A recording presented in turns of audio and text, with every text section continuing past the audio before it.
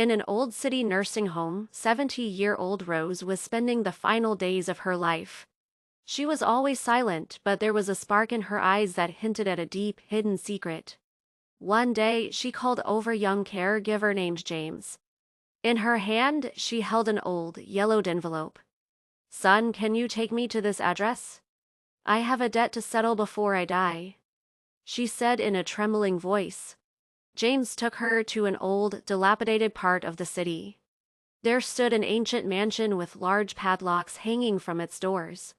Standing there, Rose began to cry. Confused, James asked, "Ma'am, who lives here?" Rose replied, "This is where **Carther** used to live. 50 years ago, we were in love. Out of stubbornness, my family married me off elsewhere. As I was leaving, I wrote a letter to Arthur saying I would come to meet him. But I could never send that letter. I assumed he must have forgotten me." They discovered that the mansion had since been turned into a library.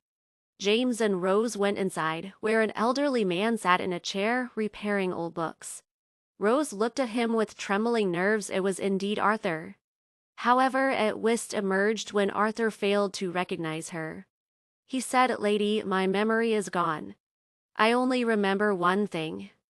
That someone was supposed to come. And I have waited 50 years for them."